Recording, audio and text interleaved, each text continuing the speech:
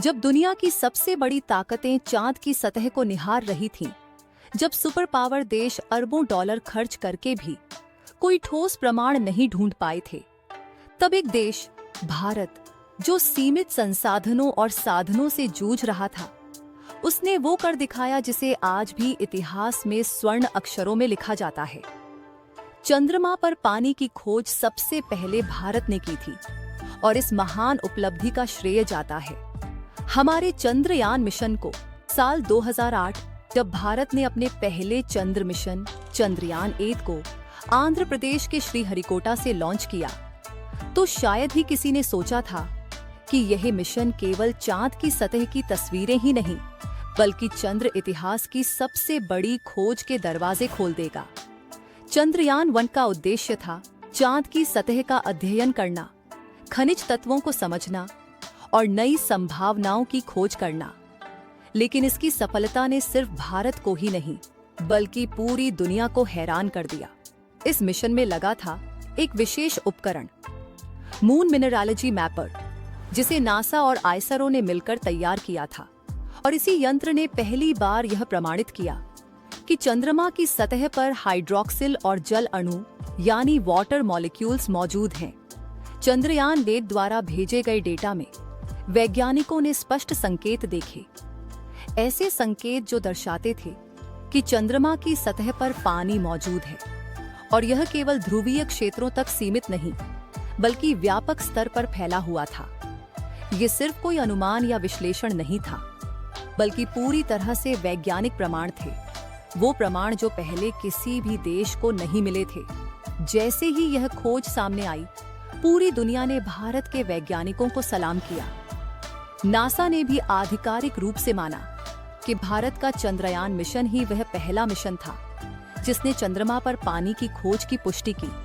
अंतर्राष्ट्रीय मीडिया ने इसे गेम चेंजर कहा और भारत को एक स्पेस सुपरस्टार की उपाधि मिलने लगी। लेकिन ये सिर्फ एक वैज्ञानिक उपलब्धि नहीं थी, ये एक भावना थी, एक देश की आकांक्षा, मेहनत और आत्मनिर्भरता का प्रतीक।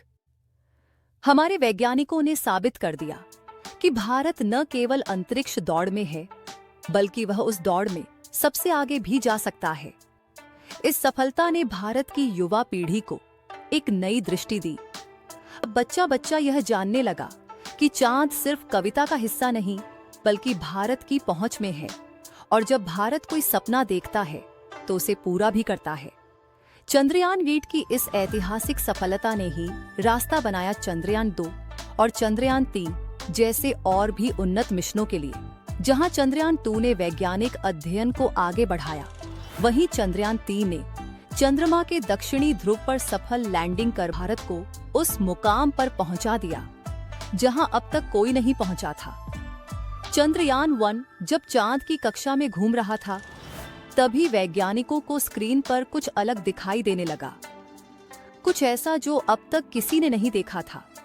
तब उन्होंने जाना, शायद उन्होंने चांद पर पानी के संकेत ढूंढ लिए हैं।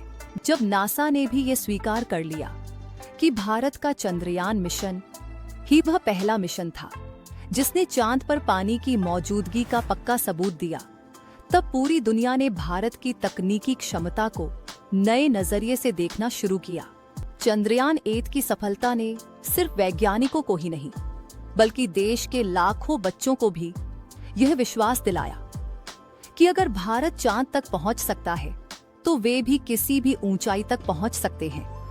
पानी की खोज सिर्फ एक वैज्ञानिक तथ्य नहीं था, बल्कि भविष्य में चांद पर इंसानी बस्ती और अंतरिक्ष अन्वेषण के लिए भारत के योगदान का पहला मजबूत कदम था। और वह पहला कदम उठाया भारत के चंद्रयान ने। आज भारत न केवल एक विकासशील देश है, बल्कि एक ऐसा देश है जो विज्ञान और तकनीक की दुनिया में मिसाल बन चुका है। और इसका सबसे बड़ा उदाहरण है चंद्रमा पर पानी की खोज, जिसने न केवल अंतरिक्ष विज्ञान को नई दिशा दी, बल्कि आने वाली पीढ़ियों के लिए चंद्रमा पर जीवन और संसाधन खोजने की संभावना भी खोल दी।